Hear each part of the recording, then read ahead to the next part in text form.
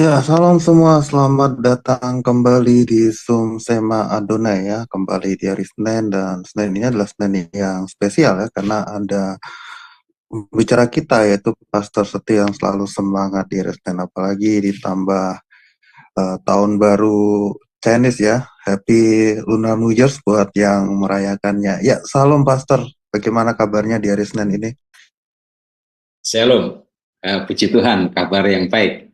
Senin yang bersemangat, Senin yang indah, ya Senin yang penuh cinta. Ya. Jadi puji Tuhan, saya senang, saya berharap Bro Agus dan teman-teman semua dari Sema Adonai ada dalam keadaan yang baik, bersemangat, dan dipakai Tuhan secara luar biasa. Silakan Bro Agus. Ya, amin, amin.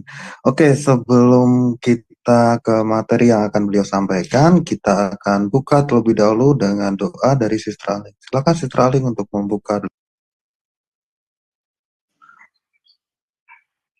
Ya, baik. Mari kita berdoa. Bapa kami yang di surga, terima kasih dan puji syukur ya Bapa, karena sekali lagi kami masih diberi kesehatan dan kesempatan untuk bisa kembali berkumpul di dalam kelas Sema Adonai untuk kembali belajar tentang kebenaran firman. Ya Bapa, biarlah kiranya selalu ada penyertaan dan juga pimpinan dalam kelas pembelajaran kami kali ini. Berkatilah Bro Agus yang menjadi moderator ya Tuhan, mampukan Bro Agus bisa memimpin pembelajaran kelas ini dari awal hingga akhir dengan lancar dan dengan baik. Dan berkatilah juga para operator yang bekerja di belakang layar ya Tuhan, sehingga mampu melakukan tugas dan kewajibannya dengan sebaik-baiknya. Dan juga berkati internet kami ya Tuhan, sehingga tidak mengalami satupun halangan dalam pembelajaran kami. Dan juga berkati Pastor Tio yang akan menyampaikan kebenaran firman-Mu. Urapi setiap perkataan dari Pastor Tio, dan berikanlah hikmat yang hanya daripada-Mu Tuhan, sehingga pastor bisa menyampaikan kebenaran firman-Mu sesuai dengan kehendak-Mu dan memberikan kami pemahaman yang benar. Dan bukakanlah juga hati dan pikiran kami ya Tuhan, serta berikanlah juga hikmat yang hanya daripada-Mu, sehingga setiap firman yang ditaburkan dalam hati dan pikiran kami dapat kami terima dengan baik dan kami pahami dengan benar sesuai dengan kehendak-Mu. Dan juga mampukan firman itu menjadi rema di dalam diri kami dan materaikanlah di dalam hati dan pikiran kami, dan mampukan kami untuk bisa menjadi pelaku-pelaku firman-Mu, memberitakan, mengajarkannya kepada yang lain.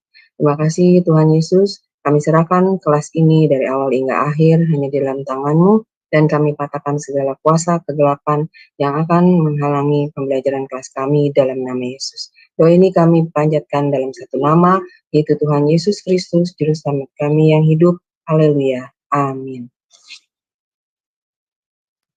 Amin. Terima kasih Sister Aling. Kita akan membuka kemudian dengan profil singkat ya dari pembicara kita, Pastor Setio.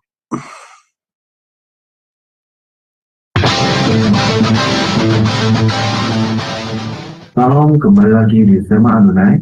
Dan kali ini kita akan memperkenalkan pembicara kita, yaitu Bapak Pendeta Setia Nugroho. Dan berikut adalah profil singkat dari beliau.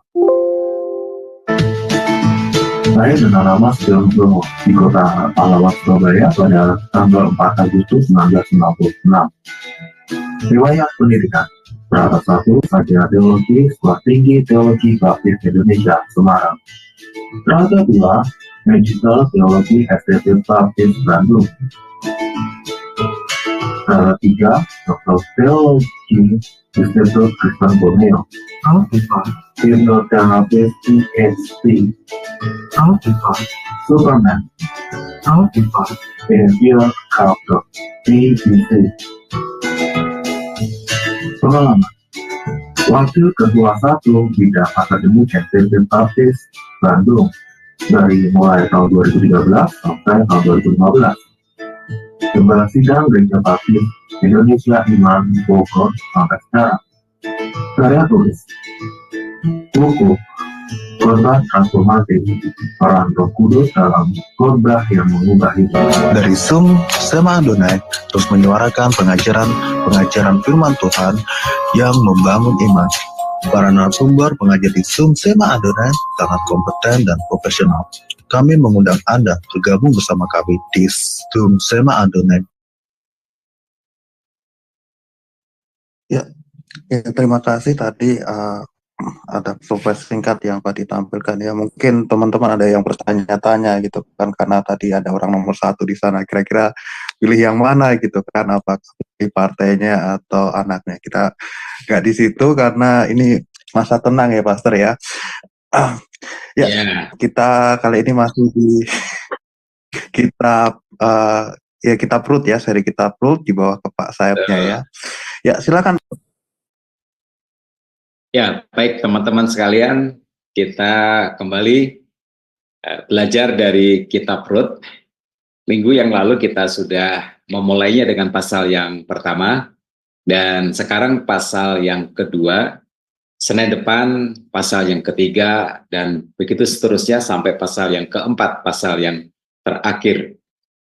Saya lebih senang untuk belajar secara berseri, karena itu menolong untuk membangun perspektif yang utuh dan untuk kita memahami memahami konteks dengan lebih baik daripada kita tidak berurutan seperti itu.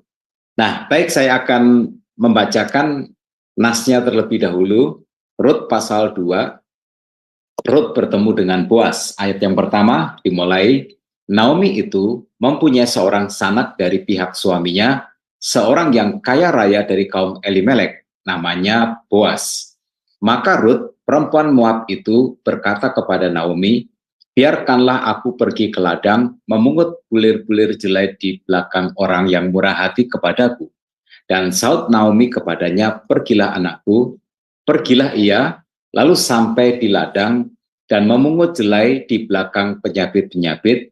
Kebetulan ia berada di tanah milik Boas yang berasal dari kaum Elimelek. Lalu datanglah Boas dari Bethlehem. Ia berkata kepada penyabit-penyabit itu, Tuhan kiranya menyertai kamu. Jawab mereka kepadanya, Tuhan kiranya memberkati Tuan. Lalu kata Boas kepada bujangnya yang mengawasi penyabit-penyabit itu, dari manakah perempuan ini? Bujang yang mengawasi penyabit-penyabit itu menjawab, dia adalah seorang perempuan Moab. Dia pulang bersama-sama dengan Naomi dari daerah Moab. Tadi ia berkata, izinkanlah kiranya aku memungut dan mengumpulkan jelai dari antara berkas-berkas jelai ini di belakang penyabit-penyabit. Begitulah ia datang dan terus sibuk dari pagi sampai sekarang, dan seketika pun ia tidak berhenti. Sesudah itu berkatalah Boas kepada Rut, dengarlah dahulu anakku, tidak usah engkau pergi memungut jelai ke ladang lain, dan tidak usah juga engkau pergi dari sini, tetapi tetaplah dekat pengerja-pengerja perempuan. Lihat saja ke ladang yang sedang disabit orang itu, ikutilah perempuan-perempuan itu dari belakang, sebab aku telah memesan kepada pengerja-pengerja lelaki, jangan mengganggu engkau. Jika engkau haus, pergilah ke tempayan-tempayan dan minumlah air yang dijedok oleh pengerja-pengerja itu. Lalu sujudlah Rut, menyembah dengan mukanya sampai ke tanah, dan berkata kepadanya, mengapakah aku mendapat belas kasihan daripadamu? Sehingga Tuhan memperhatikan aku, padahal aku ini seorang asing. Boas menjawab, telah dikabarkan orang kepadaku dengan lengkap segala sesuatu yang engkau lakukan kepada mertuamu sesudah suamimu mati, dan bagaimana engkau meninggalkan ibu bapamu dan tanah kelahiranmu, serta pergi kepada suatu bangsa yang dahulu tidak engkau kenal. Tuhan kiranya membalas perbuatanmu itu, dan kepadamu kiranya dikaruniakan upahmu sepenuhnya oleh Tuhan Allah Israel, yang di bawah sayapnya engkau datang berlindung. Nah, kita sampai di situ saja sebenarnya seluruh ayat di dalam pasal 2 itu, tetapi kita hemat waktu kita, karena kebanyakan kita sudah familiar dengan kisah Rut ini. Nah, teman-teman sekalian, dalam Rut pasal yang pertama, kita sudah belajar bahwa kadang kehidupan itu sulit untuk dimengerti. Dan di pasal 2 ini, Rut memberi kita pelajaran berharga ketika hidup kita hancur lebur. Di ayat 11 dan 12 dikatakan, Boas menjawab, telah dikabarkan orang kepadaku dengan lengkap segala sesuatu yang engkau lakukan kepada mertuamu sesudah suamimu mati, dan bagaimana engkau meninggalkan ibu bapamu dan tanah kelahiranmu, serta pergi kepada suatu bangsa yang dahulu tidak engkau kenal. Tuhan kiranya membalas perbuatanmu itu, dan kepadamu kiranya dikaruniakan upahmu sepenuhnya oleh Tuhan Allah Israel, yang di bawah sayapnya engkau datang berlindung. Dalam kemalangan yang Ruth dan juga Naomi alami, Ruth dikatakan berlindung di bawah naungan sayap Tuhan. Nah, itu adalah topik kita, berlindung di bawah sayap Tuhan. Nah, Tuhan digambarkan seperti burung Raja Wali, dan kita adalah bagaikan anak-anak dari Raja Wali itu. Ketika badai datang mengamuk atau cuaca ekstrim, anak-anak Raja Wali tentu tidak sekokoh induknya. Dan anak-anak Raja Wali wajar kalau merasa takut. Dan karena itu, anak-anak Raja Wali akan menyelinap masuk di bawah kempitan sayap induknya. Dan di situ dia merasa hangat, di situ juga dia merasa aman. Nah, itulah yang dilakukan oleh Ruth. Di musibah kehidupan yang dialaminya, dia memutuskan untuk menjadikan Allah Naomi sebagai Allahnya, dan dia berlindung kepadanya seperti anak Raja Wali berlindung di bawah kepak sayap induknya. Nah, teman-teman sekalian, itu juga yang seharusnya kita lakukan. Mengapa? Seperti pepatah mengatakan, Tuhan tidak menjanjikan langit selalu biru, matahari selalu bersinar, bunga selalu bermekaran. Dalam hidup ini, sangat mungkin bahwa kita mengalami situasi-situasi yang tiba-tiba berubah menjadi situasi yang buruk. Dalam hidup ini kita bisa saja mengalami keadaan yang seperti diguncangkan, lalu kemudian masa-masa yang kelam terjadi di dalam kehidupan kita. Nah, tetapi Tuhan berjanji bahwa Dia akan menyertai, Dia akan selalu ada di setiap musim kehidupan kita. Jadi, mari kita di dalam segala keadaan berlindung kepada Tuhan, terutama ketika kita menghadapi masa-masa yang sulit, masa-masa yang berbahaya di dalam kehidupan ini. Saya tidak tahu menjadi seperti apa tahun 2024 ini. Yang saya tahu, kita semua juga tahu, kita akan punya presiden yang baru. Puji Tuhan. Tetapi ada beberapa yang memprediksikan bahwa ekonomi belum masih pulih. Akan ada situasi yang berat yang akan terjadi di tahun 2024 ini. Kita tidak tahu arahnya akan kemana, tetapi yang kita harus sadar bahwa apapun keadaan yang terjadi di negara kita ini, kita harus berlindung di bawah sayap Tuhan. Nah, kalau kita berlindung kepada Tuhan, maka pelajaran pertama yang bisa kita pelajari adalah bahwa keadaan buruk kita tidak akan menjadi seburuk seperti yang kita takutkan. Ingat ini, keadaan buruk kita tidak akan menjadi seburuk seperti yang kita takutkan. Nah, sekarang Naomi dan Ruth tinggal di Bethlehem. Mereka sudah meninggalkan Moab, mereka tidak lagi ada di Moab, mereka sekarang sudah tiba di Bethlehem. Naomi tidak punya apa-apa untuk dibawa ke Bethlehem.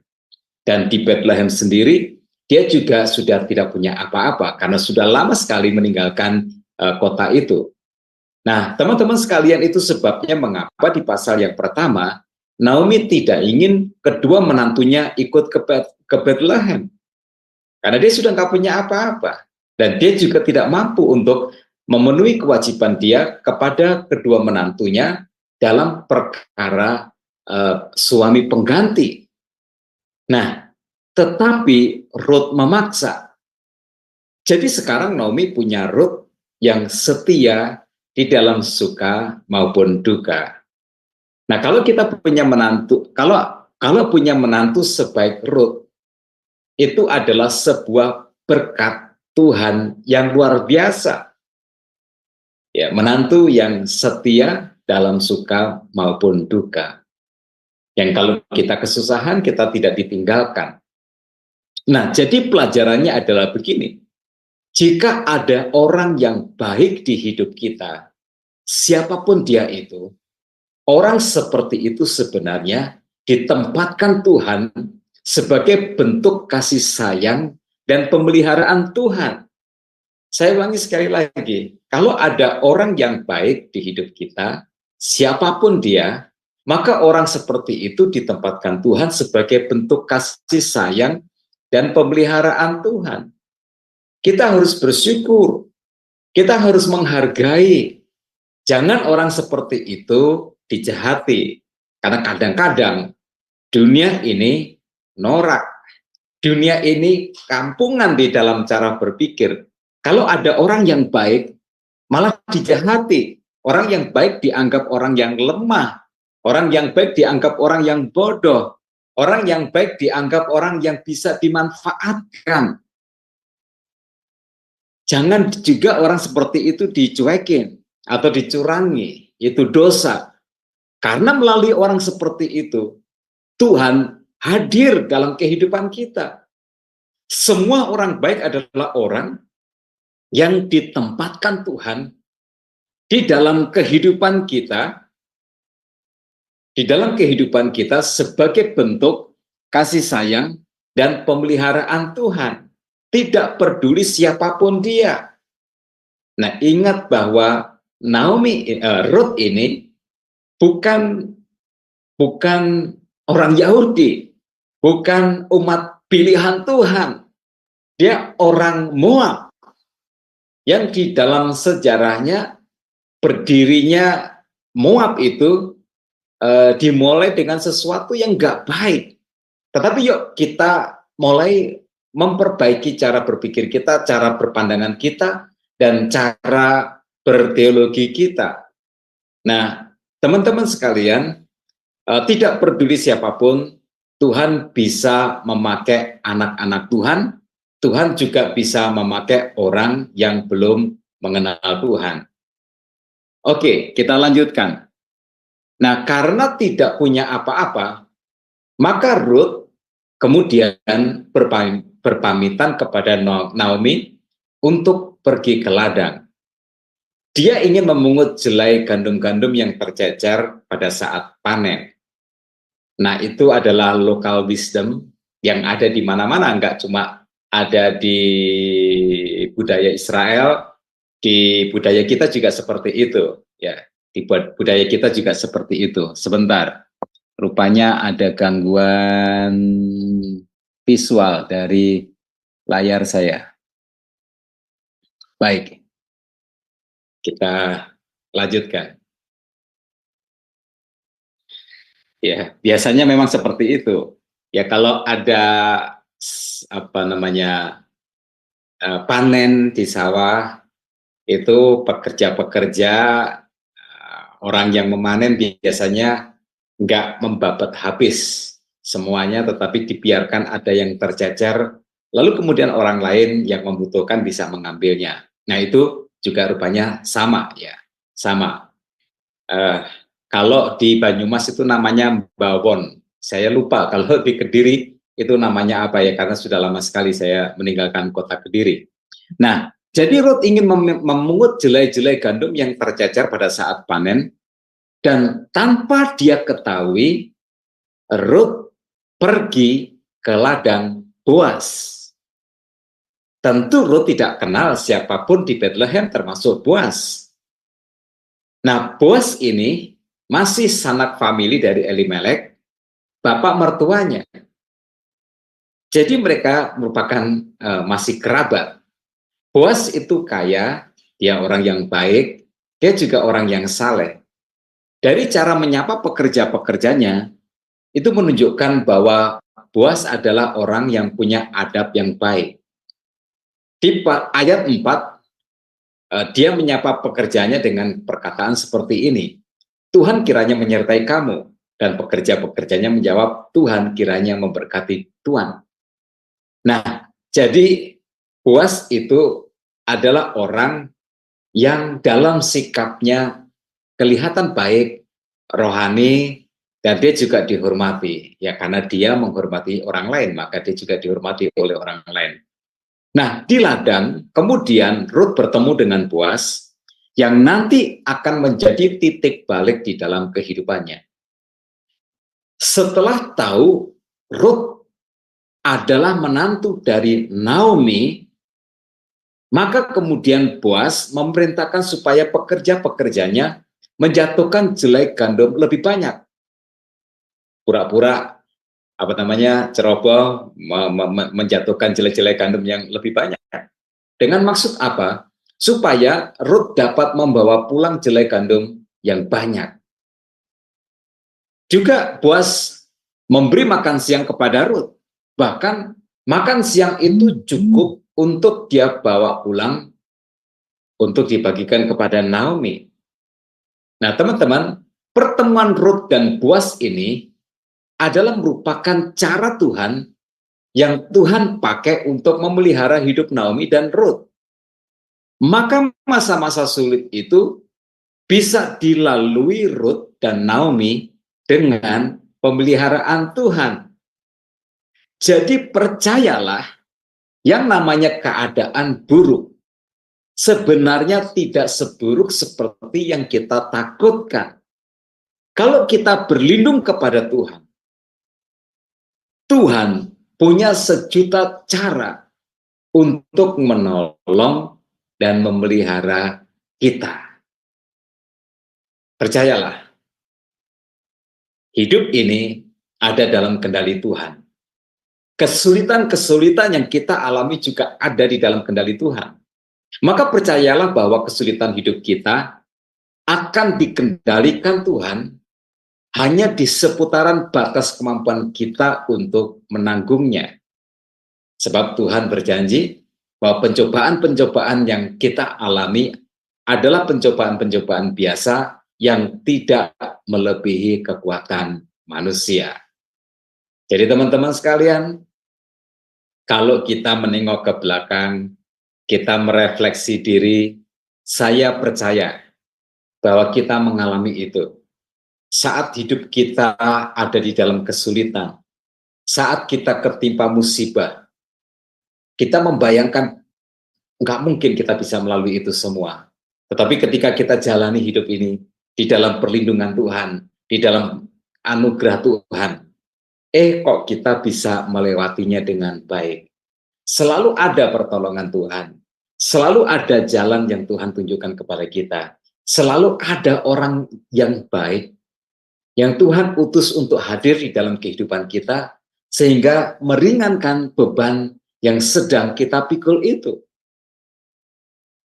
Hidup ini, kalau kita berlindung kepada Tuhan, akan ada keajaiban-keajaiban kecil, akan ada mujizat-mujizat kecil yang membuat kesulitan kita menjadi tidak terlalu sulit sebagaimana yang seharusnya. Jadi kalau begitu teman-teman sekalian, Tuhan percayalah, yang namanya keadaan buruk sebenarnya itu tidak seburuk seperti yang kita takutkan. Nah, itu pelajaran yang pertama. Sekarang pelajaran yang kedua dari kisah Rut ini di pasal yang kedua.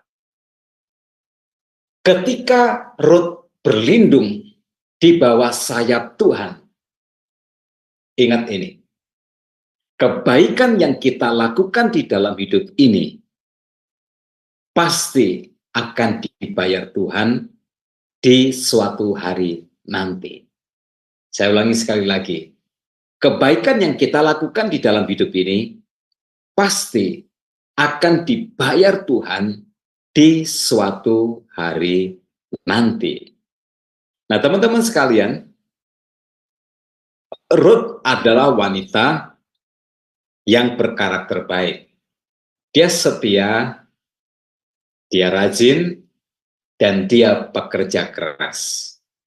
di ayat yang ke-7 pada bagian yang terakhir, frase yang terakhir, seorang pekerja Boaz menceritakan tentang Rut ini kepada Boaz dengan kata-kata seperti ini. Begitulah ia datang dan terus sibuk dari pagi sampai sekarang, dan seketika pun ia tidak berhenti. Baik, rajin, pekerja keras, dan setia itu adalah karakter Rut. Sifat yang selalu disukai oleh siapapun, termasuk Boaz. Semua orang yang memiliki yang menjadi pemilik dari sebuah pekerjaan, ya, yang menjadi majikan, yang menjadi bos, yang menjadi pemilik perusahaan, selalu senang dengan pekerjanya yang baik, yang rajin, dan pekerja keras.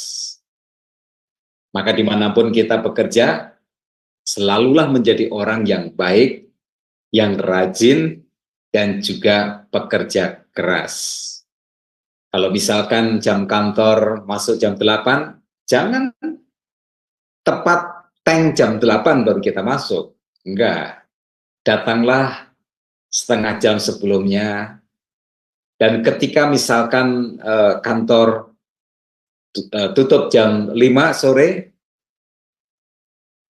jangan tank jam 5 sore kita sudah pulang. Ya.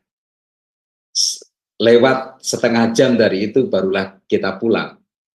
Ya, saya ingat ketika saya masih bekerja sebagai wakil ketua satu bidang akademik, ya, di Bandung, saya datang lebih awal dan pulang paling belakangan.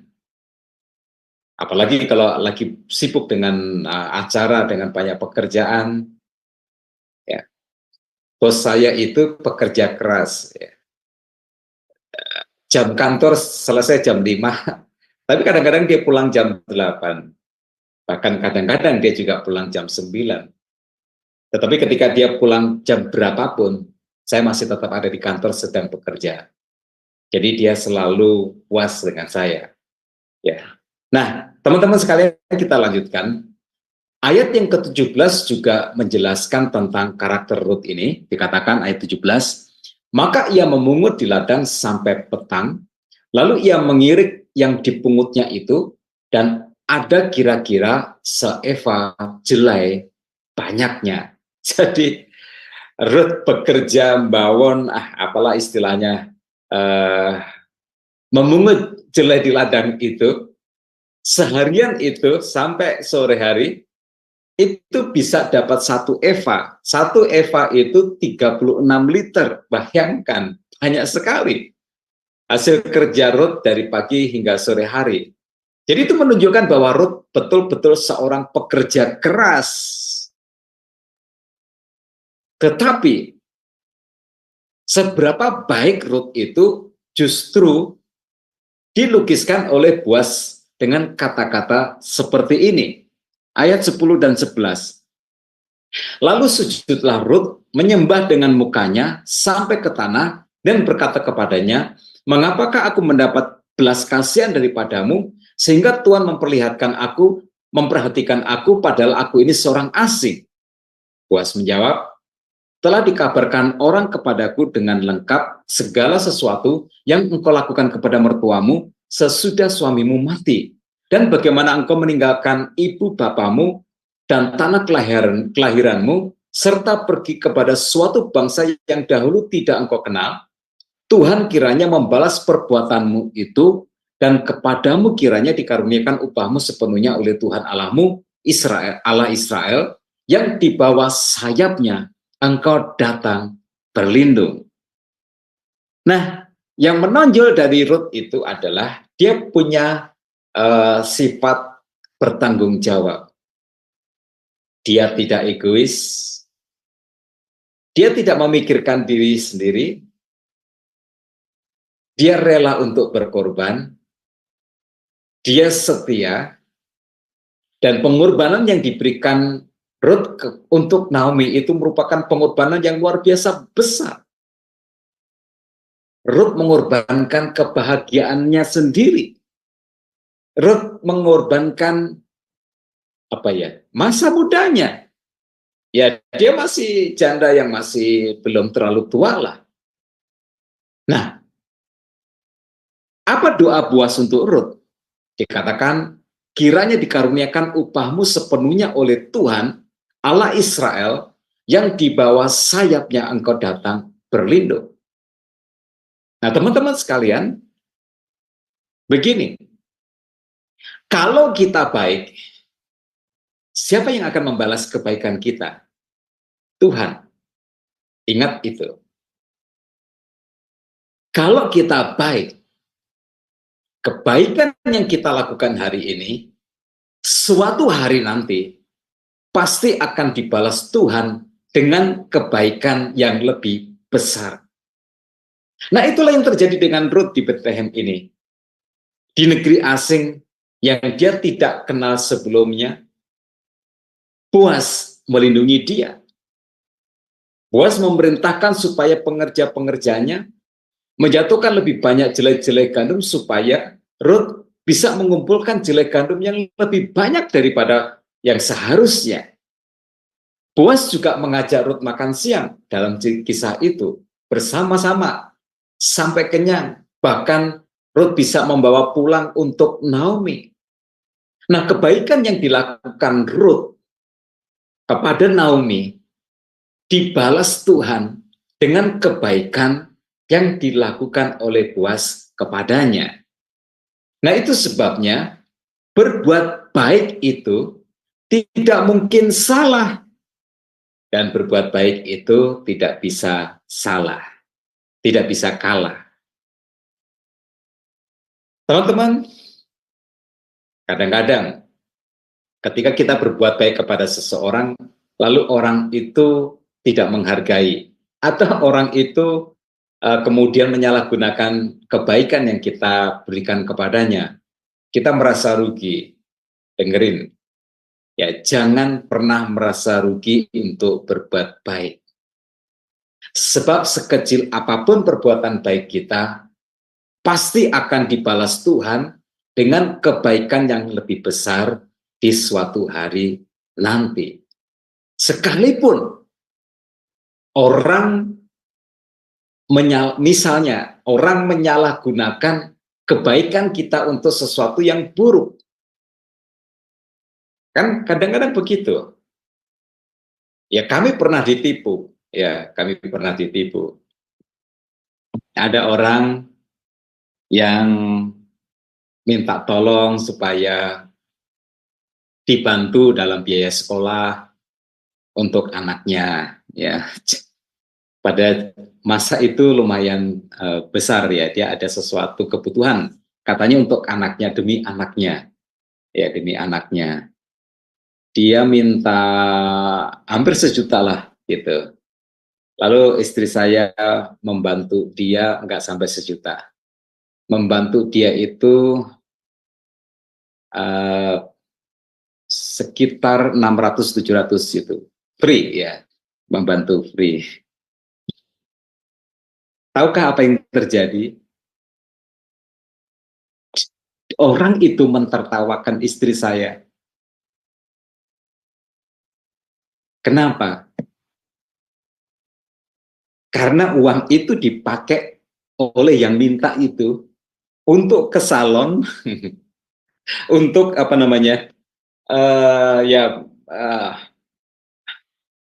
rambutnya diapain begitu, itu sampai habis 600.000. Dan dia tertawa terbahak-bahak.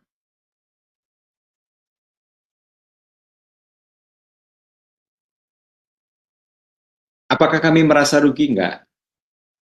Orang itu memang jahat. Berarti kami berbuat baik kepada orang yang salah? Enggak juga. Mungkin Tuhan sedang memakai istri saya untuk menunjukkan kasih Tuhan kepada orang itu dengan maksud supaya dia sadar, dia bertobat. Tapi tidak bertobat dia. Kemudian dia datang minta uang lagi tambahan. Tapi istri saya nggak mau kasih. Karena dia sudah mendapat laporan bahwa uangnya ternyata digunakan untuk foya-foya dan cerita tentang kebutuhan anak itu bohong belaka. Tapi maksud saya begini. Kadang kita merasa atau orang lain komen terhadap apa yang kita lakukan, bahwa kamu berbuat baik kepada orang yang salah, dan itu salah. No, tidak. Sekalipun orang menyalahgunakan kebaikan kita secara salah, tapi berbuat baik itu tidak mungkin salah. Mungkin saja Tuhan sedang memakai kita untuk menyentuh hati orang yang jahat itu, supaya dia bertobat, supaya dia tidak jahat lagi, supaya hatinya dilembutkan melalui kasih Tuhan yang Tuhan ungkapkan melalui kita. Syukur-syukur bertobat, kalau enggak, ya sudah. Tapi itu berbuat baik tidak mungkin salah dan tidak mungkin bisa kalah. Nah, teman-teman sekalian, jangan kecewa ketika perbuatan baik kita dilupakan atau tidak pernah diingat. Mengapa? Balasan yang kita terima itu datangnya dari Tuhan. Tuhan tidak akan pernah melupakan setiap perbuatan baik yang kita lakukan. Ketika Tuhan Yesus berbicara tentang menyimpan harta di surga, Tuhan sebenarnya berbicara tentang apa? Di dalam Matius pasal 6 ayat 19 dan 20, janganlah kamu mengumpulkan harta di bumi ngengat dan karat merusakkannya, dan pencuri membongkar serta mencurinya. Tetapi kumpulkanlah bagimu harta di surga ngengat dan karat tidak merusakkannya, dan pencuri tidak membongkar serta mencurinya. Mengumpulkan harta di surga berbicara tentang kebaikan. Nah, jadi kebaikan itu adalah sebuah tabungan, investasi orang percaya di kekekalan. Di suatu hari nanti, ketika kita mengalami kesulitan, kita tidak akan pernah kekurangan pertolongan. Saya juga mau mengutip Matius pasal 10 ayat 42, dan barang siapa memberi air sejuk secangkir saja pun kepada salah seorang yang kecil ini karena ia muridku, aku berkata kepadamu, sesungguhnya ia tidak akan kehilangan upahnya daripadanya. Ini juga berbicara tentang apa? Kebaikan kecil. Sekecil apapun perbuatan baikmu, dicatat oleh Tuhan. Dan di suatu hari nanti, pasti akan dibayar kembali oleh Tuhan. Jadi, karena Ruth mengorbankan dirinya, menemani Naomi yang sudah tua sampai akhir hayatnya, maka Tuhan membalas perbuatan baik Ruth itu dengan pertolongan di setiap kesusahan yang dialaminya. Berkat Tuhan adalah akan selalu ada orang-orang baik yang akan bermunculan di sekeliling kita. Maka saya titip pesan, jangan menyia-nyiakan orang baik yang ada di hidupmu. Karena dia ditempatkan Tuhan sebagai cara Tuhan untuk memberi kasih sayang kepadamu dan untuk memelihara hidupmu. Itu. Baik, sekarang pelajaran yang ketiga. Ketika kita bernaung di bawah sayap Tuhan, ingat ini, beresnya masalah itu hanyalah soal waktu. Ya. Beresnya masalah itu hanyalah soal waktu. Lihat apa yang dikatakan Naomi ketika Ruth pulang, ayat 19 dan 20. Maka berkatalah mertuanya kepadanya, di manakah engkau memungut dan di mana engkau bekerja hari ini? Diberkatilah kiranya orang yang telah memperhatikan engkau itu. Lalu diceritakannya lah kepada mertuanya itu, pada siapa ia bekerja, katanya, nama orang pada siapa aku bekerja hari ini ialah Boas.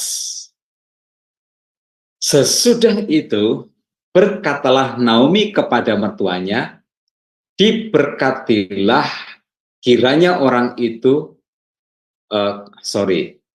ayat 20 saya ulangi sekali lagi, salah mengucap. Sesudah itu berkatalah Naomi kepada menantunya, tadi saya mengucapkan mertuanya. Ya, sesudah itu berkatalah Naomi kepada menantunya, diberkatilah kiranya orang itu oleh Tuhan yang rela mengaruniakan kasih setianya kepada orang-orang yang hidup dan yang mati. Lagi kata Naomi kepadanya, orang itu kaum kerabat kita. Dialah salah seorang yang wajib menebus kita. Nah, teman-teman sekalian, dalam tradisi Yahudi, kalau ada keluarga, anggota keluarga atau saudara yang meninggal dan dia meninggalkan istri, maka istri saudaranya itu tidak boleh dibiarkan menjanda seumur hidupnya, apalagi sampai berkekurangan, ya, apalagi tidak sempat punya anak. Ya. Salah satu saudaranya wajib untuk mengawini janda saudaranya itu, supaya istri saudaranya itu tidak terlantar, tetapi bisa melanjutkan hidupnya dengan layak. Nah, hukum ini wajib. Ya. Tolong menolong, selamat menyelamatkan, menjadi sebuah ketetapan atau tradisi budaya yang diatur dalam tata kehidupan orang-orang Yahudi. Nah, istilah untuk tindakan itu disebut sebagai menebus. Dan Boas adalah salah satu penebus yang wajib untuk menebus Rut menurut aturan kekerabatan Yahudi. Jadi dengan begitu, ketika Tuhan mempertemukan Rut dengan Boas, maka kesusahan Rut dan Naomi sebagai janda miskin yang tidak punya masa depan tinggal tunggu waktu saja. Nah, ini pelajarannya. Ketika kita bernaung di bawah sayap Tuhan, beresnya masalah hanya tinggal tunggu waktu saja. Berkat Tuhan atas Rut ini karena apa, teman-teman sekalian?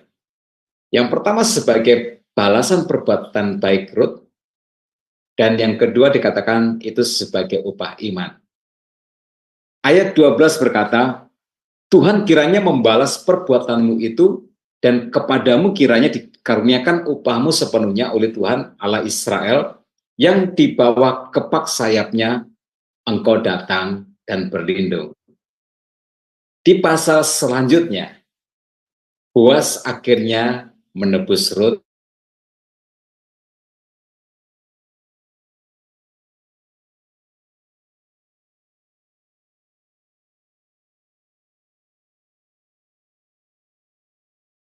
Di bawah sayapnya, maka beresnya masalah itu hanya tinggal tunggu waktu saja. Itu yang ingin saya tekankan, yang saya ambil dari pasal 2 ini. Jadi apapun yang terjadi dalam hidup ini, berlindunglah kepada Tuhan. Berlindunglah kepada Tuhan. Jangan justru kita lari dari Tuhan. Seringkali ketika kita melihat ada kesusahan dalam hidup ini yang dialami oleh sebagian orang Kristen, lalu memberikan reaksi yang keliru, yaitu malah lari dari Tuhan, malah meninggalkan Tuhan, malah menjauh dari Tuhan. Alasannya kecewalah, alasannya sakit hatilah. No. Itu reaksi yang keliru. Ya, respon yang keliru. Mungkin juga respon yang cengeng, yang cemen, yang manja, yang suka ngambekan. Ya. Teman-teman sekalian, apapun yang terjadi dalam kehidupan ini, sesusah apapun, sebencana apapun bencana yang terjadi di dalam kehidupan kita, berlindunglah kepada Tuhan. Saat kita berlindung kepada Tuhan, apa yang terjadi, keadaan buruk yang ada dalam kehidupan kita tidak akan menjadi seburuk seperti yang kita takutkan. Kita pasti bisa melewatinya. Tuhan akan menabur banyak pertolongan di sepanjang perjalanan yang kita lalui di masa-masa sulit itu. Akan ada keajaiban-keajaiban kecil, akan ada mujizat di sana-sini yang akan Tuhan selipkan di sepanjang perjalanan kehidupan kita. Percayalah, Tuhan akan menolong kita. Dia tidak akan pernah meninggalkan kita, sesulit apapun keadaan yang kita alami ini. Lalu kemudian yang kedua, saudara-saudara, kalau kita berlindung di bawah sayap Tuhan, kebaikan yang pernah kita lakukan di dalam hidup ini, atau sedang kita lakukan di dalam hidup ini, pasti akan dibalas Tuhan di suatu hari nanti, di saat yang tepat. Jadi jangan pernah berhenti menjadi orang yang baik. Sekalipun mungkin kita seakan merugi ketika kita berbuat baik. Sekalipun mungkin kita sedang menyia-nyiakan masa terbaik kita, masa muda kita, seakan-akan kita sedang menyia-nyiakan potensi yang kita miliki di dalam kehidupan ini. Tetapi ingat bahwa semua itu akan dibalas Tuhan sepadan. Kita nggak akan pernah rugi. Berbuat baik itu tidak mungkin salah dan tidak mungkin kalah. Dan yang terakhir, ketika kita berlindung di bawah sayap Tuhan, beresnya masalah itu hanyalah soal waktu. Percayalah. Percayalah. Kesulitan itu tidak akan pernah selamanya. Belajar dari gempa bumi. Gempa bumi itu hanya berlangsung selama beberapa detik. Nggak ada gempa bumi yang berlangsung sampai setengah jam. Gempa bumi itu hanya berlangsung selama beberapa detik saja. Jadi bersabarlah dan yakinlah bahwa di suatu hari nanti masalah kita akan beres dengan pertolongan Tuhan.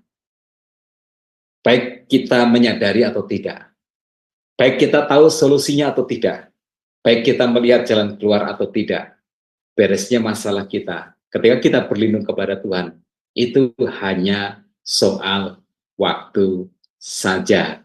Amin. Saya kembalikan kepada Bro Agus.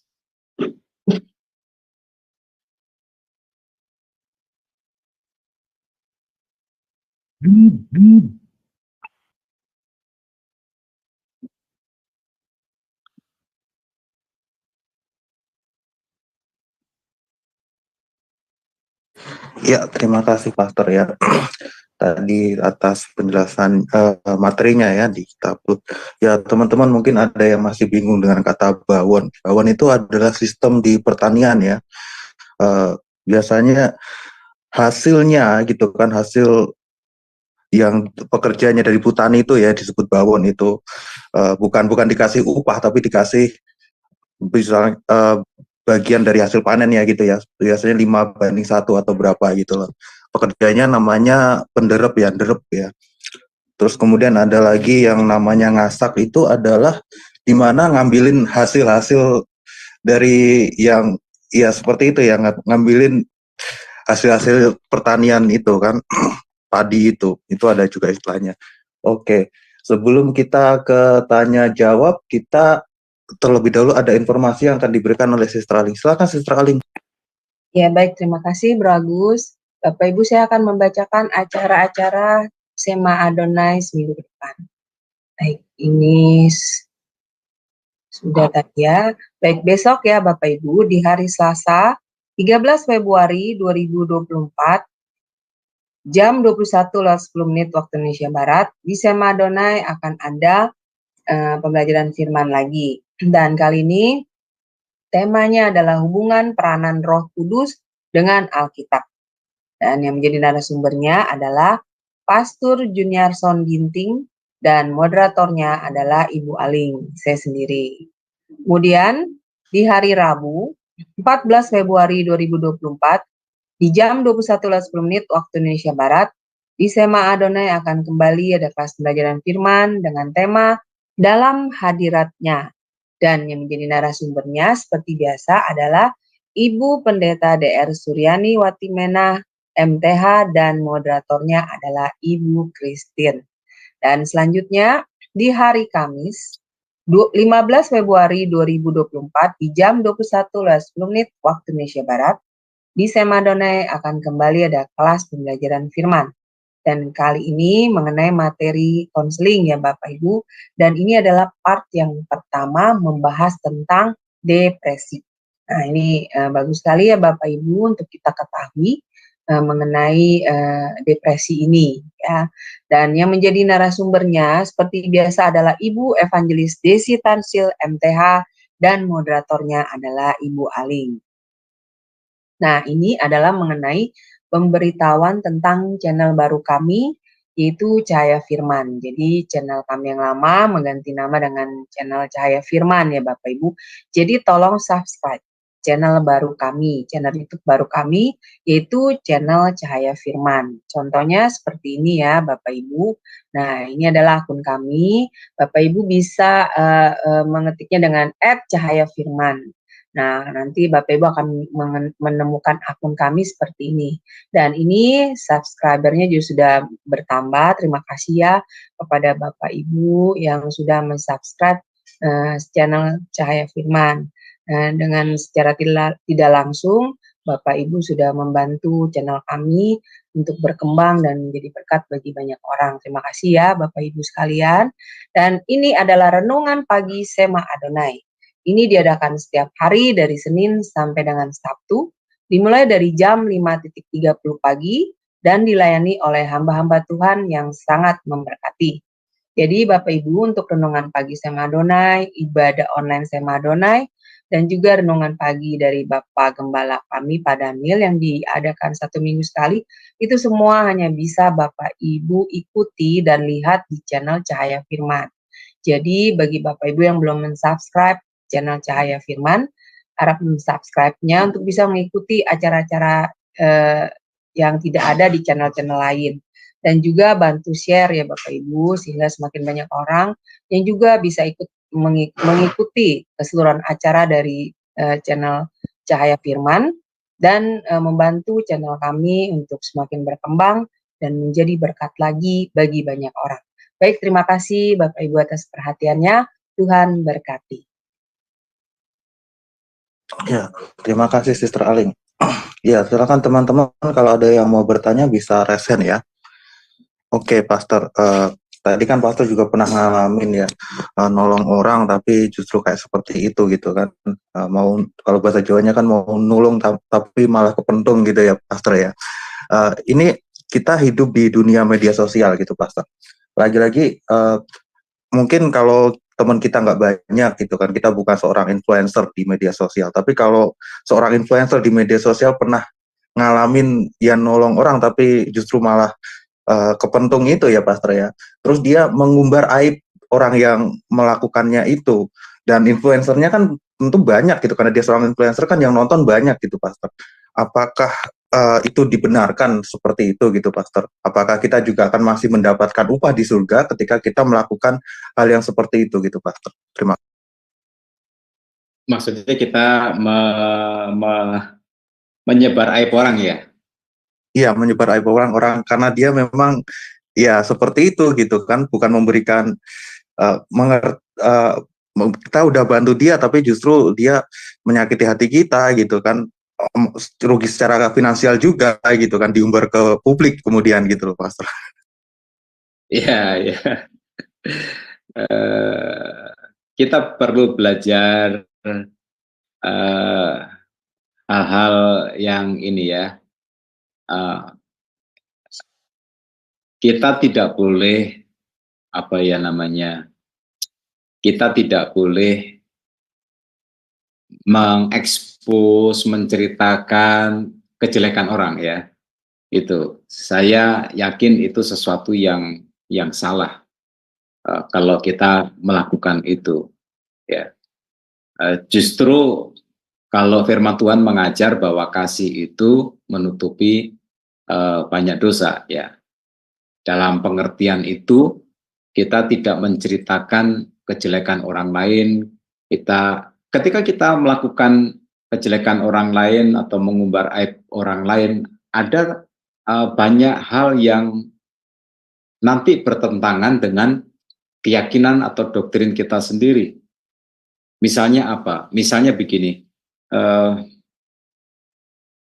semua orang kan berdosa. Ya, itu kan seperti wanita yang kedapatan berbuat zina, lalu diarak oleh orang banyak, dibawa kepada Tuhan Yesus, dan kemudian dituntutkan supaya diperlakukan hukum Musa, wanita itu harus dilempari dengan batu, dirajam dengan batu sampai mati.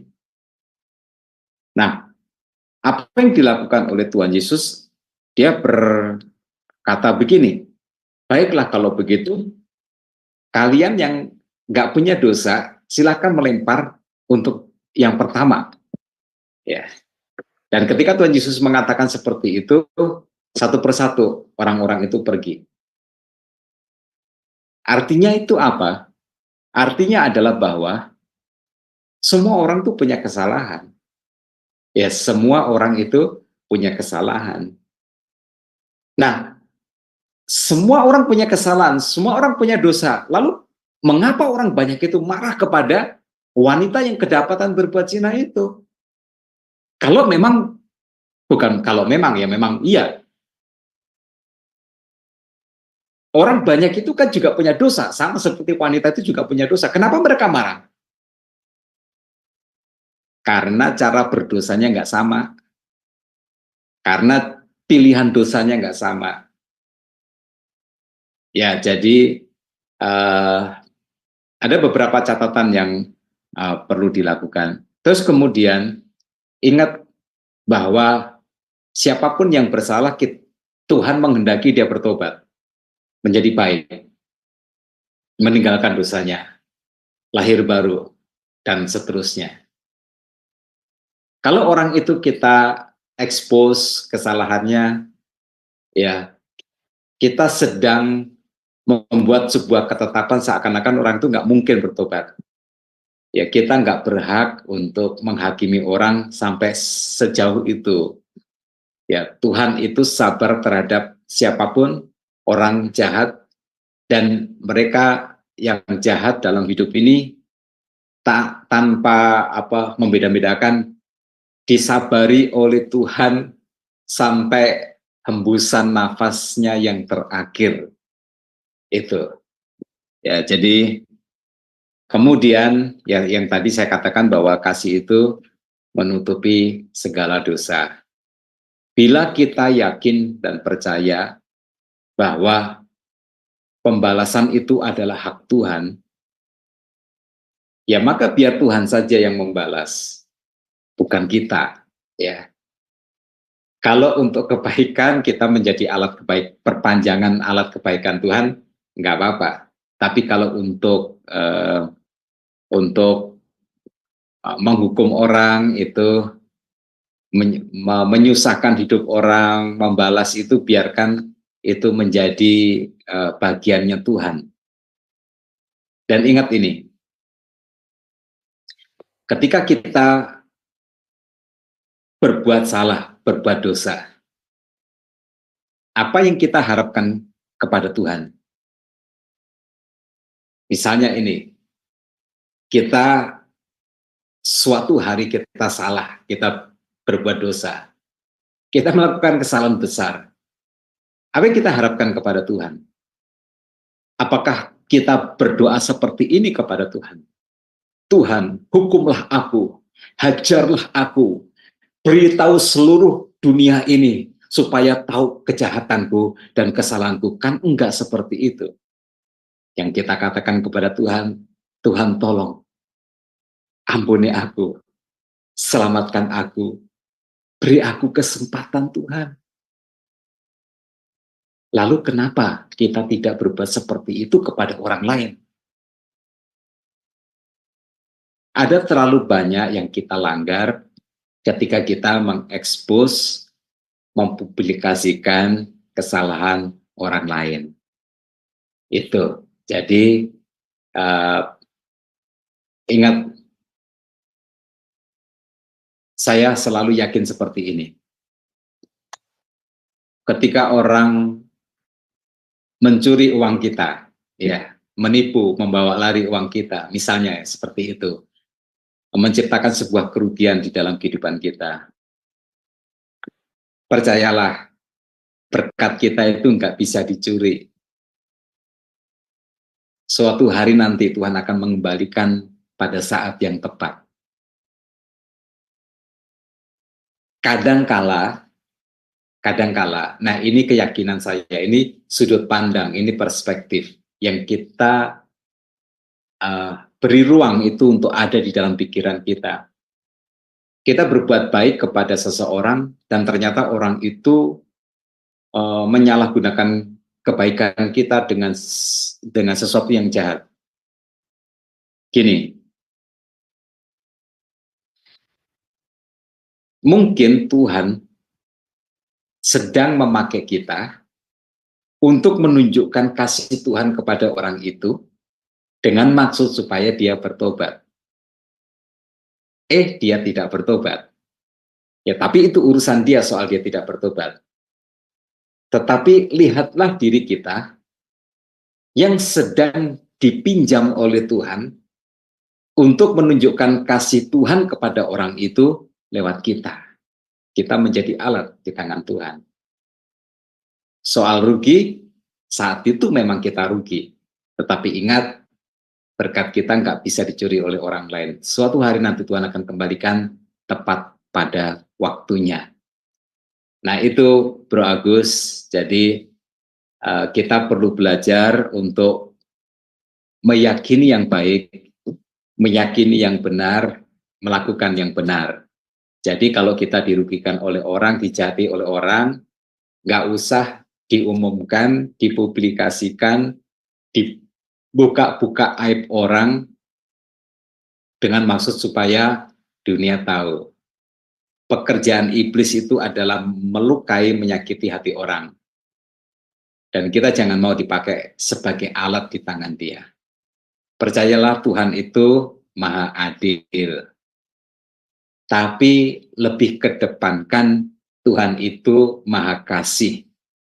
Seperti ketika kita berdosa, Tuhan kasihi dan Tuhan ampuni, Tuhan beri kesempatan.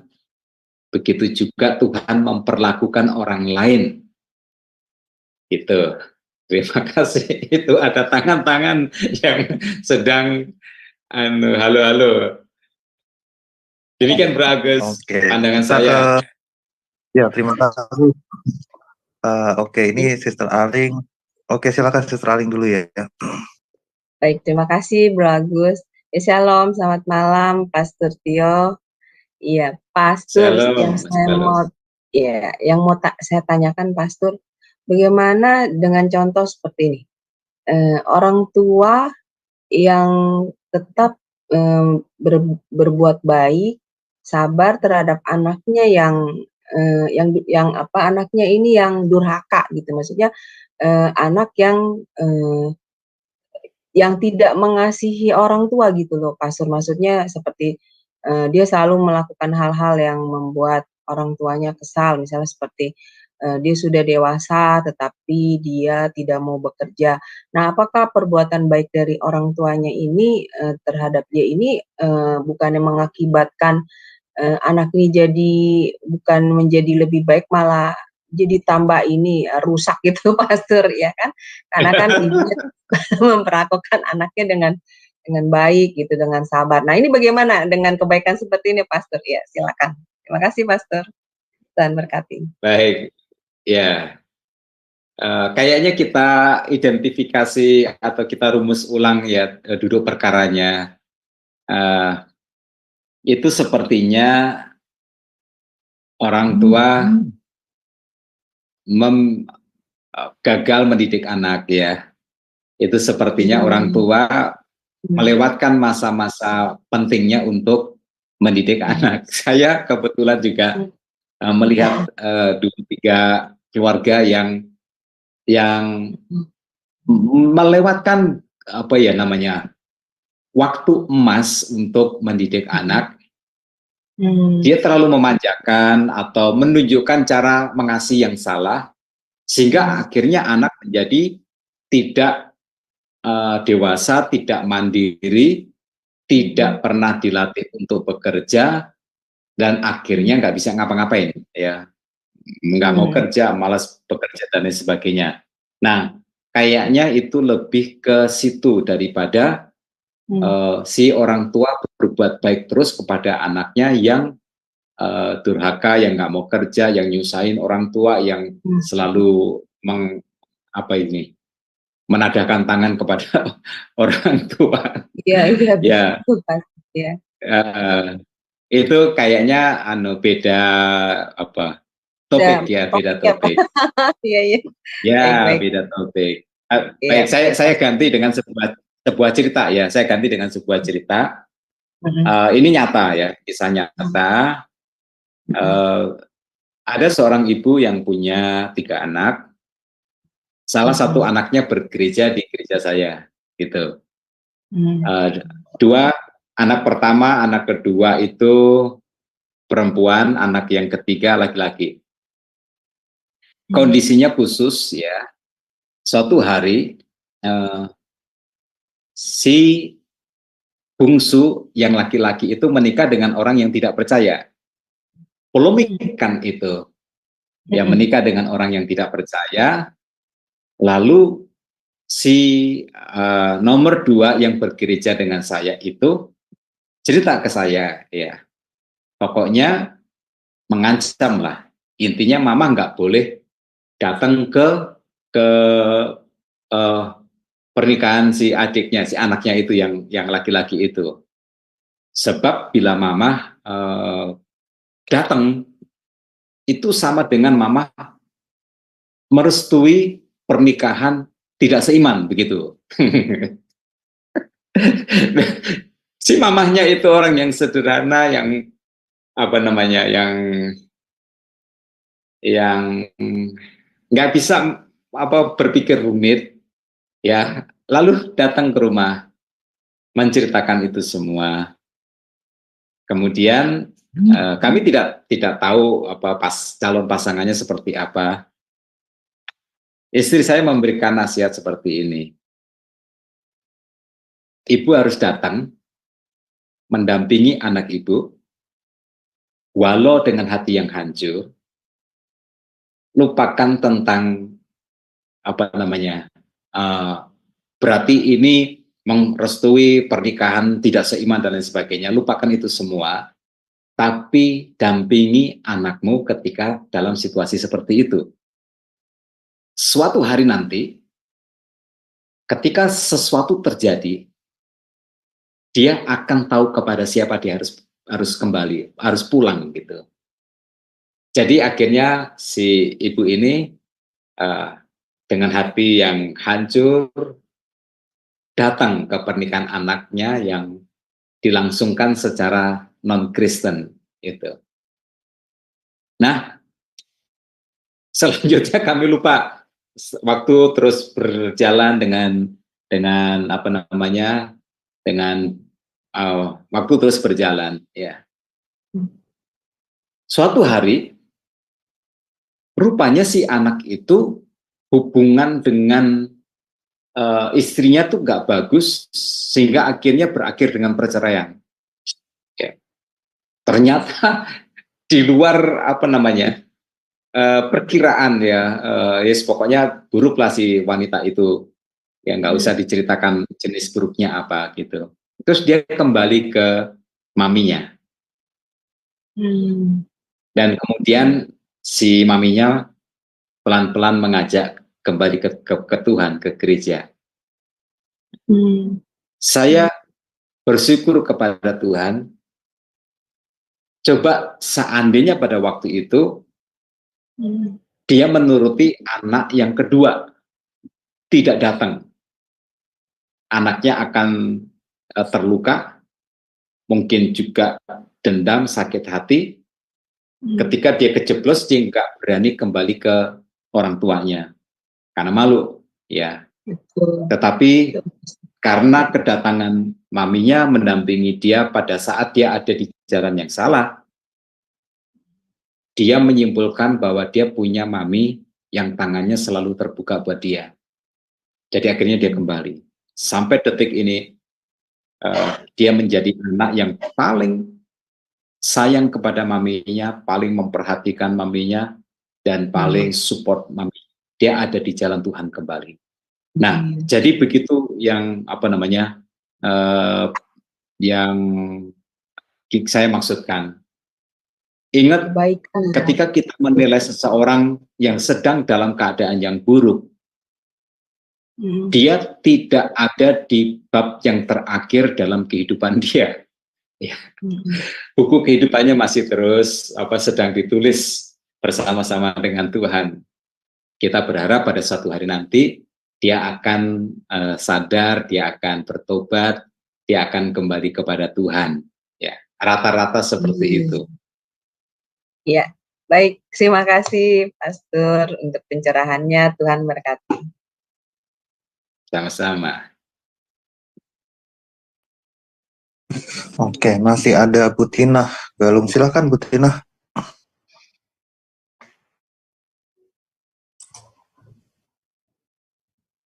Udah di-unmute dulu Bu Tina. Ya, makasih. Kurang Agus. Shalom, Pak Setio. Shalom, Bu Tina. Ya, selamat malam. Aku mau tanya nih Pak, apakah orang yang udah percaya sama Yesus Kristus gitu, apakah kita nggak boleh minta ampun ataupun bertobat setiap hari gitu loh Pak? Terkadang kita kan kalau berdoa itu kan saya minta ampun ya Tuhan, mungkin saya punya salah apa segala macam kan gitu. Terus ada yang mengatakan nggak perlu kita minta ampun ataupun bertobat lagi setiap hari, dia bilang gitu. Kan sudah Tuhan Yesus dari Tuhan Yesus sendiri dia bilang seperti itu. Jadi gimana itu Pak? Apa kita tidak perlu harus mengucapkan bertobat gitu loh, minta ampun sama Tuhan setiap hari gitu loh Pak? Maksudnya gitu. Ya, baik. Begini Ibu, Tuhan Yesus datang ke dalam dunia ini sebagai juru selamat yang dijanjikan Tuhan sejak manusia jatuh ke dalam dosa. Karena di dalam keberdosaan kita, firman Tuhan berkata bahwa semua orang telah berbuat dosa dan telah kehilangan kemuliaan Allah. Lalu Tuhan Yesus karena kasih sayang yang besar itu, dan manusia nggak mungkin bisa selamat, maka menanggung dosa seluruh manusia itu dan membayar hukuman dosa itu di atas kayu salib dengan kematiannya. Itu. Karena hukuman dosa itu adalah maut, kematian, maka alat bayarnya adalah juga dengan kematian. Jadi kematian Tuhan Yesus di atas kayu salib itu membayar lunas seluruh hukuman dosa kita. Itu dulu yang perlu garis bawahi. Sehingga seperti yang dikatakan oleh Rasul Paulus, Tuhan Yesus menempatkan kita suci, kudus, tak bercacat, tak bercela di hadapan Allah Bapa di surga. Jadi Allah melihat manusia itu yang ada di dalam Kristus Yesus itu sudah suci. Suci oleh darah Yesus. Allah ketika melihat manusia yang ada di dalam Kristus. Nah, sekarang kita ngomongin jangan yang sisi itu. Kita ngomongin manusia orang Kristen yang hidup di dalam dunia ini. Kita hidup di dalam dunia ini nggak pernah bisa lepas dari kesalahan dan dosa. Walau dosa kita sudah diampuni, ya walau dosa kita sudah diampuni. Nah, itu sebabnya Yohanes Pembaptis mengatakan, aku membaptis kamu dengan air sebagai tanda pertobatan, tetapi Dia yang akan datang akan membaptis kamu dengan roh dan dengan api. Ya, saya mau bukan kalimat, yang terakhir itu, Dia akan membaptis kamu dengan api. Apa yang dimaksudkan? Yang dimaksudkan itu adalah hidup orang percaya yang sudah diselamatkan itu terus-menerus dimurnikan oleh Tuhan supaya semakin hari semakin sempurna, semakin hari semakin baik, semakin hari semakin serupa dengan Kristus. Nah, di dalam perjalanan kehidupan yang seperti itulah kita perlu berkata kepada Tuhan, Tuhan ampuni saya, Tuhan aku mau bertobat dari perilaku-perilaku saya yang salah. Itu sebagai sebuah ungkapan bahwa kita komitmen dengan Tuhan. Kita mau melekat kepada Tuhan, kita mau menjadi murid Tuhan, kita mau menjadi semakin serupa dengan Kristus. Di dalam proses itu banyak kegagalan yang kita alami. Ya.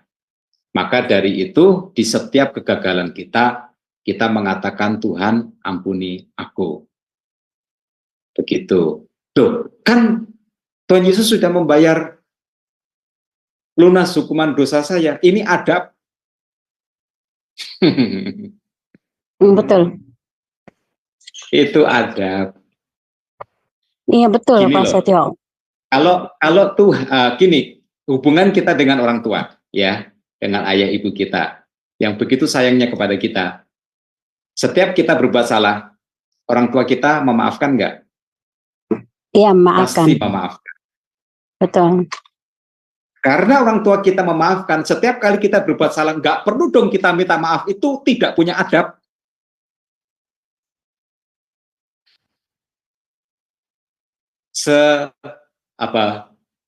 Sepantasnya kita bilang, papi, mami, atau ayah, ibu, maafin aku salah. Ya, terus Iya, betul. ayah kita, nak, aku maafkan kamu, jangan berbuat salah lagi. Tentu aku memaafkan kamu, karena kami sayang kepadamu. Kan enak didengarnya oleh orang tua kita. Kita sebagai orang tua, punya anak kita berbuat salah, kita pasti memaafkan, karena kita sayang. Tapi kita jauh lebih berbahagia ketika anak kita berkata, Ibu, aku salah. Kemarin aku nggak belajar dengan baik, ulanganku nggak bagus, aku salah, aku maaf. Kan kita jauh lebih berbahagia, Ibu. Iya, betul, Pak. Kita kan nggak mungkin berkata, nah, ngapain kamu minta maaf? Aku kan selalu memaafkan kamu, karena aku sayang sama kamu. Nggak punya adab, nggak punya tata krama, nggak punya etika. Itu areanya ada di tata krama, Ibu. Iya, betul. Etikanya nggak ada juga iman ya, bahwa ya. Bukan berarti bahwa kita nggak yakin kita sudah diampuni, bukan. Betul. Ya. Iya, betul. Ya, soalnya kan gini, Pak. Kita itu kan walaupun kita orang percaya, kan ada dalam firman Tuhan itu kan, walaupun kita orang yang percaya, tapi kalau kita itu menganggap diri kita benar, menganggap diri kita ini sudah hebat, pokoknya sudah hebat, sudah segala macam lah, tapi kita ini tidak sadarkan diri bahwa kita ini telah jatuh gitu dalam dosa itu. Maksudnya artinya apa? Kita tidak menyadarkan bahwa selama ini kita telah jauh dari Tuhan. Itulah yang saya pahami. Nah, maka di situ teman saya bilang, oh nggak usah. kamu tuh nggak usah minta bertobat segala, kan Tuhan sudah katanya gitu kan. Tuhan Yesus mati di kayu salib itu kan untuk apa? Untuk menebus dosa-dosa kita. Terus saya bilang, kita ini manusia di dunia pastilah mempunyai salah dan dosa. Karena apa? Contoh, kayak saya nih kadang saya kesel sama majikan gitu kan. Itu padahal dalam firman Tuhan nggak boleh ya Pak ya, kita marah, sekesal apapun kita nggak boleh, kita harus mengampuni, harus lapang dada, harus ikhlas. Tapi ada aja unek-unek kita seakan-akan kesel banget, kok ini orang kesel ngeselin gitu. Nah itulah maksud saya, yang berdosa itu seperti itu juga dosa bagi saya gitu. Makanya setiap saat saya berdoa itu saya minta ampun, ya Tuhan ampuni saya apa yang telah saya lakukan di hari ini gitu loh. Saya telah mengatakan saya kesel sama majikan atau itu tuh sama dengan kita mau berbuat dosa, saya gitu. Nggak usah lagi. Nah, jadi bingung gitu loh Pak. Makanya saya bilang, ini ajaran apa? Sedangkan kita manusia itu pasti mempunyai dosa setiap saat, yang tidak disengaja ataupun yang disengaja juga kita pasti gitu loh, seperti itu. Tapi memang Tuhan akan selalu siap untuk menerima ataupun mengampuni kita gitu. Betul nggak Pak? Maksudnya seperti itu gitu loh. Maksud saya. Ya, baik. Jadi begini Bu, ada kerancuan tentang istilah dosa di situ. Ya. Yang pertama itu dosa itu membawa kepada kematian. Nah, karena Tuhan Yesus sudah menebus dosa kita, maka kita selamat. Ya, maka kita selamat. Nah, jadi masalah keselamatan di dalam Tuhan Yesus itu tidak bisa diganggu gugat, ya. Ya, kita selamat. Dosa kita sudah diampuni, hukuman dosa kita sudah dibayar. Tetapi pada saat kita hidup di dunia ini, ketika perilaku kita salah, itu ada yang namanya dosa yang membuat nama Tuhan tidak dimuliakan. Nah, kita perlu minta ampun. Tuhan, aku salah. Kemarin aku ngamuk karena masalah tertentu membuat nama Tuhan nggak dimuliakan ya dalam melalui hidupku. Tapi itu nggak ada kaitannya dengan keselamatan. Betul. Ya, nggak ada kaitannya dengan keselamatan. Karena hukuman dosanya sudah dibayar lunas. Tetapi soal kita membuat nama Tuhan tercoreng, seyogianya kita bilang, Tuhan maaf, aku salah, ampuni, tolong aku bertobat supaya aku tidak lagi melakukan itu yang membuat namamu tercoreng, gitu. Nah, jadi ada dua jenis dosa. Makanya kan pernah disinggung ada dalam firman Tuhan bahwa ada dosa yang membawa maut, ada yang tidak, kayak gitu. Betul. Nah, terhadap perilaku-perilaku seperti itu, kita semua Ibu melakukan kesalahan, dan sebagaimana kewajiban di kesalahan yang membuat nama Tuhan tidak dimuliakan, kita meminta maaf kepada Tuhan. Kita bertobat dari perbuatan itu. Gitu. Iya. Ya, pertanyaan saya yang terakhir nih Pak Setio, apa sih yang dibilang kan Tuhan mengatakan bahwa kita ini kan manusia akan membawa membawa ini sendiri di hari penghakiman ini kan kita nanti kan membawa artinya itu membawa tanggung jawab sendiri gitu. Artinya apa itu Pak? Maksudnya apakah orang yang tidak berdosa, apakah orang yang percaya, apakah kepada orang yang tidak percaya gitu loh. Maksudnya di hadapan Tuhan kita membawa pertanggungjawaban masing-masing gitu loh. Maksudnya seperti itu. Ya, kebetulan Ibu saya hari apa itu menghadiri pemakaman dari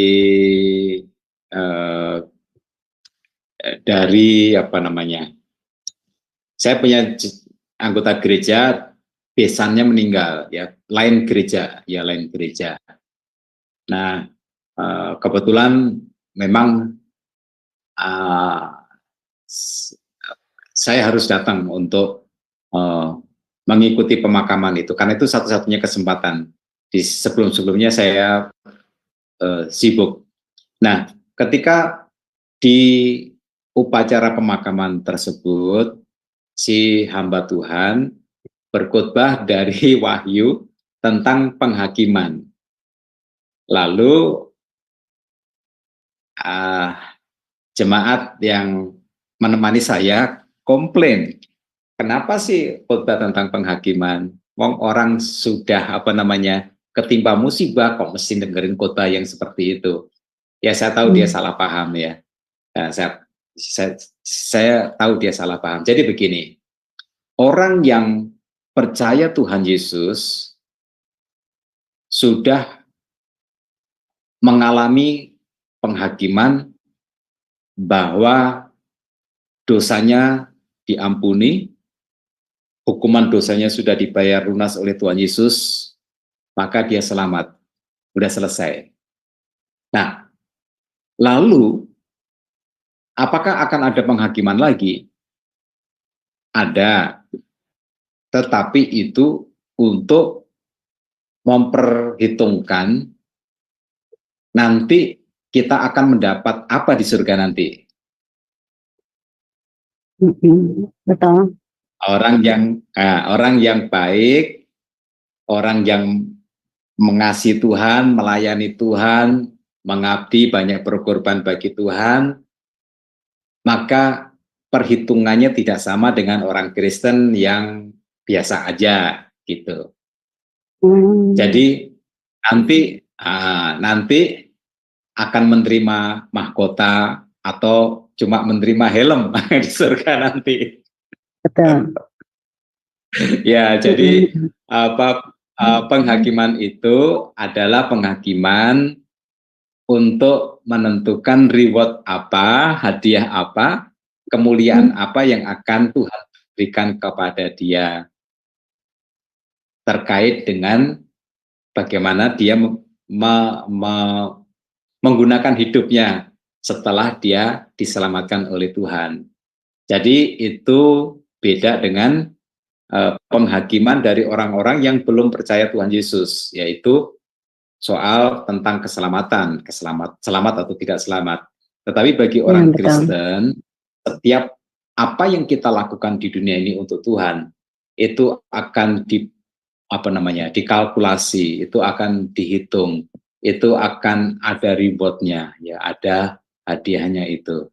Jadi kita nggak usah gelisah tentang peristiwa itu nanti, karena untuk dosa kita Tuhan sudah membayar lunas. Tetapi untuk pengabdian kita kepada Tuhan, ada perhitungan tentang hadiah apa, kemuliaan apa yang akan Tuhan berikan buat kita. Ya, betul. Iya.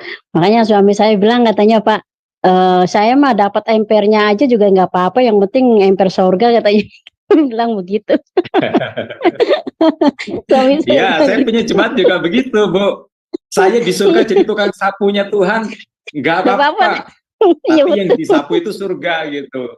Ya daripada dikasih kursi yang empuk, yang bagus, tapi di neraka kan gitu. Betul.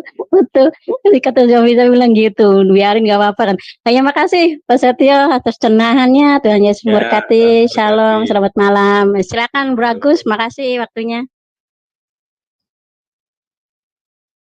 Ya, terima kasih Ibu Tina. Ya, tadi aku agak sedikit nyambung ya, Pak Pastor Setio.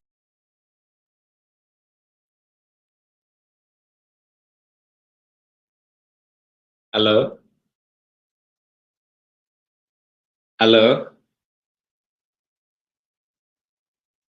Iya, sebentar, Maaf, Pak Pastor Setio, sepertinya Agus terlempar ini. Oh ya, kayaknya dia terlempar ya. Baik. Iya, tidak ada di dalam kelas, Ibu. Oke, tangannya naling last segment, terus nanti kita diskusi sama Pastor Setio di room ya. Jadi kita terbuka. Iya, oke, silakan. Baik, karena waktu juga sudah semakin larut ya, Pastor. Baik, Bapak Ibu sekalian, kita akan tutup ya kelas kita ini dengan closing statement dari pastor, kemudian pimpin doa berkat bagi kami semua ya Pak. Ya, dipersilakan. Baik, teman-teman sekalian, apapun yang terjadi di dalam hidup ini, berlindunglah kepada Tuhan. Ya, jangan lari dari Tuhan, dewasalah, ya, jangan ngambek, berlindung kepada Tuhan. Nah, ketika kita berlindung kepada Tuhan, maka ini yang akan terjadi. Keadaan buruk yang kita takutkan itu akan tidak seburuk yang seharusnya. Kita pasti akan mampu untuk melewatinya dengan baik. Kemudian, ingat ini, setiap kebaikan yang kita lakukan di dalam hidup ini, pasti akan dibalas Tuhan dengan kebaikan juga di suatu hari nanti. Dan ketika kita berlindung kepada Tuhan, maka beresnya masalah itu hanya soal waktu saja. Mari kita berdoa. Bapa Surgawi, terima kasih Tuhan. Kami berdoa di dalam nama Tuhan Yesus.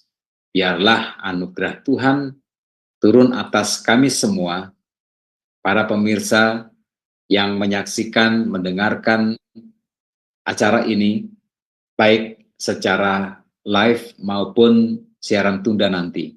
Bapa, kami berdoa di dalam nama Tuhan Yesus Kristus. Hidup tidak selalu seperti yang kami inginkan.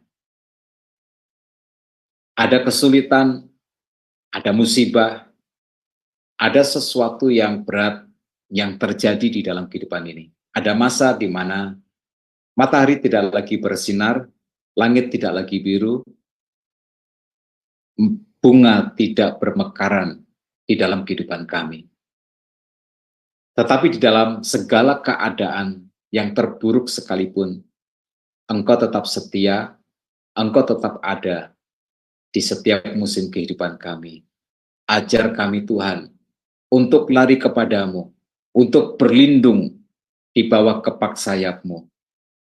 Sebab di dalam perlindungan Tuhan itulah pertolongan ada, dan Tuhan memberkati setiap anak-anak Tuhan yang berlindung kepadamu.